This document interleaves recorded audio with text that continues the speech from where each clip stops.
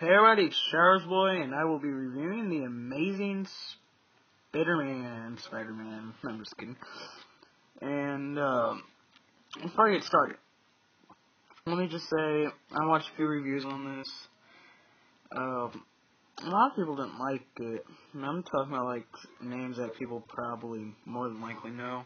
Some people that people might not know. I was just a little bewildered because I thought this was a great game. Honestly, I did. I mean, I thought this was the bee's knees. I'm just kidding. It was a great game, though.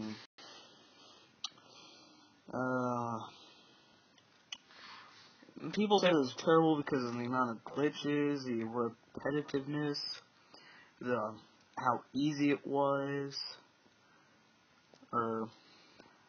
and all that good stuff. But then again, they had some positives which kind of made up for those bad things that they said. But I'm here to say, really, the times I've played it, like, which would be 80 times. I'm playing it right now as we speak. Okay, not as we speak, but I have it on pause doing this review.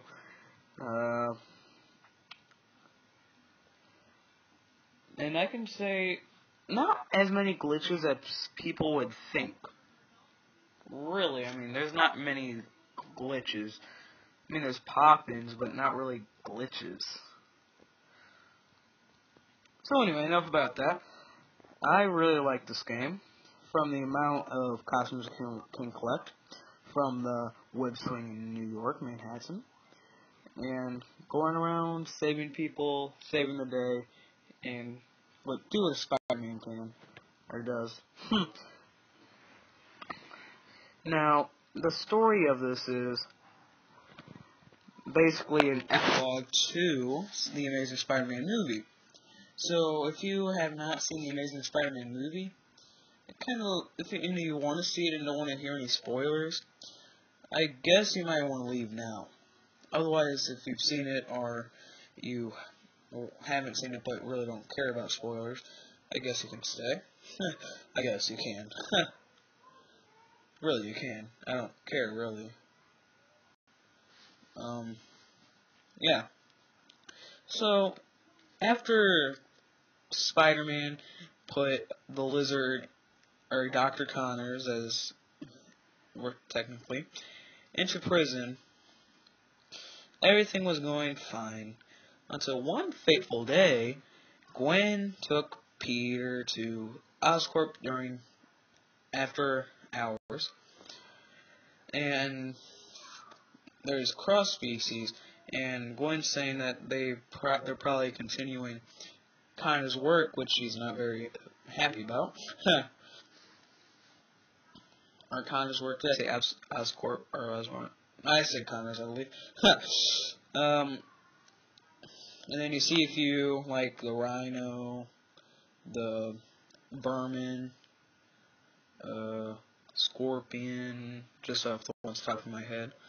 And you see some like the Iguana and Piranha and some of those. So yeah, they break loose because they violently attack other cross species when they're around other cross species. And what do you know? Peter Parker, Spider-Man, is a cross species, or some sort of cross species, because he's half man, half spider. Mainly man, powers a spider with web shooters. That's really showing the power of the spider. I know you already had web shooters, but in the Sam Raimi films, he did not have web shooters, which is pretty cool. And so a lot of other things, he didn't have web shooters and unlimited web. Except in the original Spider-Man movie-based game. He had unlimited web. Even though clearly in the movie he has unlimited, and then clearly in this movie and game he has unlimited. What the heck? So anyway, Spider-Man, whatever you want to call him, Spider-Man, Peter Parker, whichever one you call him, goes and frees Dr. Connor from the insane asylum to help him make an antidote, because Gwen got infected by the vermin. Yada yada, all that stuff kids should watch. Yeah. And then it could just escalates to where the point Peter is almost mad, insane. In my vision, I could tell he was on the edge, and if it didn't end soon, he probably would win insane. And if you're wondering why I'm showing you the booklet, I mean, there's a big difference between the booklet and the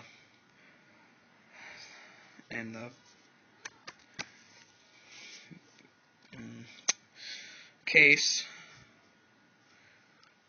I mean, you probably can't tell as bad on the camera, but I can tell clearly right here.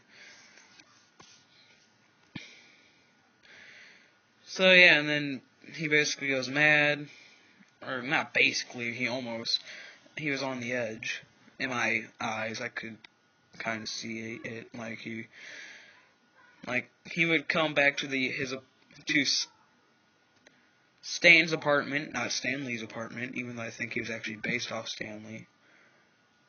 Not sure. And he's like, gotta save Gwen and all, yeah. And he's all like, looks like he's drunk. And he's like, saying, I gotta go, and all that. Because all this stuff is too much for Spider-Man to handle. They should have just left it to Superman. I'm just getting inspired. I'm more of a Marvel person. Ready for the hate. I don't know what that was. So, as far as gameplay, just swinging from New York is great. I loved it. I mean, I just like playing this game to swing. Seeing your character Spider-Man going down as, like, he's diving only at the last second before you hit the ground, you shoot out a web that saves you. Even though, if you get to a certain point, the web kind of comes out for you. Yeah. Kind of takes the realness out of Spider-Man. And in combat, just like I said in Assassin's Creed 3, amazing combat. I mean, you'll be focusing on one villain, a villain comes up behind you, and you just bounce onto them, pushing them back, and just focus on that one guy you're beating. And